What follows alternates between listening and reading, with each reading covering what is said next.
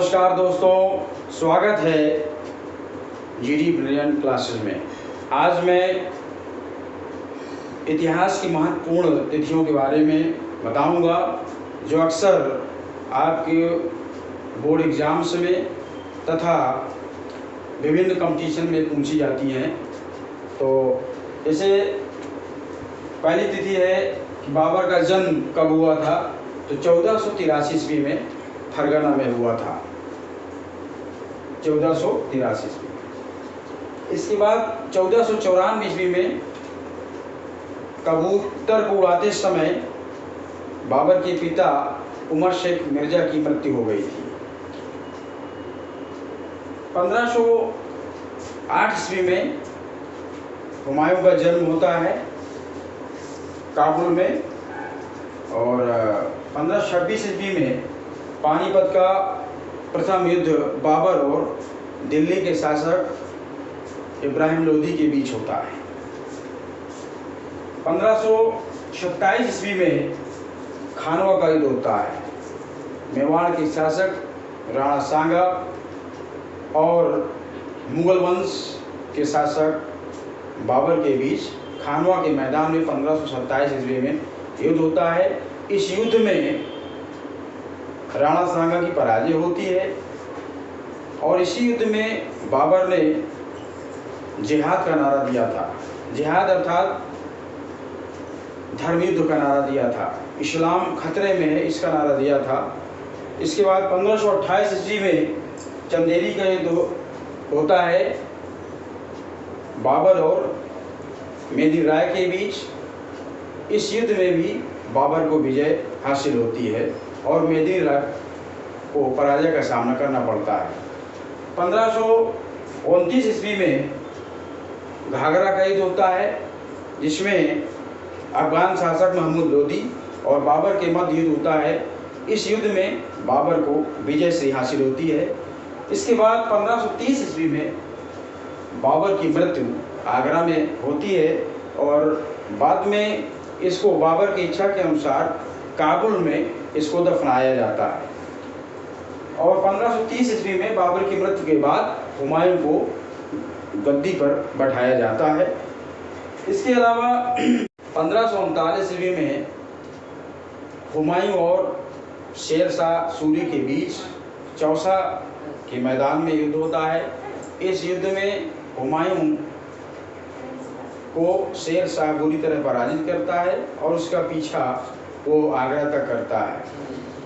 इसके बाद 1540 ईस्वी में कन्नौज का युद्ध होता है। इस युद्ध में शेर शाह सूरी और हुमायूं के बीच कन्नौज के मैदान में युद्ध होता है। इस युद्ध में भी हुमायूं को शेर शाह सूरी बुरी तरह पराजित करता है और इसको लाहौर तक इसका पीछा करता है और ये भाग कर अपना जान बचाता है। इस प्रकार से देखा जाए तो हुमायूं 1530 में गद्दी पर बैठता है और 1540 ईस्वी तक भारत में रहता है। इसके बाद शेर शाह सूरी इसको भारत से निकाल देता है, भगा देता है। इसके बाद शेर शाह सूरी 1545 ईस्वी में कालिंजर में युद्ध होता है। वहाँ का कालिंजर का जो दुर्ग था, वहाँ का शासक कीरत सिंह था। वो देखा जाए तो बुंदेलखंड का बहुत ही शक्तिशाली शासक था। तो शेर शाह सूरी उसके किले को भेद नहीं पा रहा था, कालिंजर के किले को, जिसमें उक्का नामक यंत्र का प्रयोग किया, जिससे बारूद के विस्फोट होने से उसका किले की दीवार तो टूट गई थी, लेकिन उस यंत्र का प्रभाव उसके शरीर पर भी पड़ा। वो घायल हो गया था। उक्का नामक यंत्र उसके शरीर में आकर गिरा, जिसकी वजह से वो घायल हो गया था। और 22 मई 1545 को शेर शाह सूरी की मृत्यु कालिंजर में हो गई थी और जिसे सासाराम जो बिहार में पड़ता है, वहाँ पर इसको दफनाया गया था। इसके बाद 1555 ईस्वी में हुमायूं ईरान के शासक की सहायता से दोबारा दिल्ली पर आक्रमण करता है और उस समय दिल्ली के शासन में शेर शाह सूरी का उत्तराधिकारी सिकंदर शाह सूर रहता है। इस इस्लाम शाह भी कहा जाता है। तो सिकंदर शाह सूर को ये पराजित करता है और पुनः दिल्ली पर से हुमायूं मतलब कब्जा कर लेता है। और 1556 में दीन पनाह की सीढ़ियों से, पुस्तकालय की सीढ़ियों से उतरते समय ये सीढ़ियों से गिर जाता है और इसकी मृत्यु हो जाती है हुमायूं की। और इसके बाद इसका पुत्र अकबर ये 14 साल की अवस्था पर दिल्ली की गद्दी पर बैठता है। इसका संरक्षक बैराम खां रहता है। अकबर का जन्म 1542 ईस्वी को होता है और 1556 ईस्वी में जब ये गद्दी पर बैठता है तो तत्काल ही पानीपत का दूसरा युद्ध होता है, जिसमें हेमू और अकबर के संरक्षक बैराम खां के बीच ये युद्ध होता है।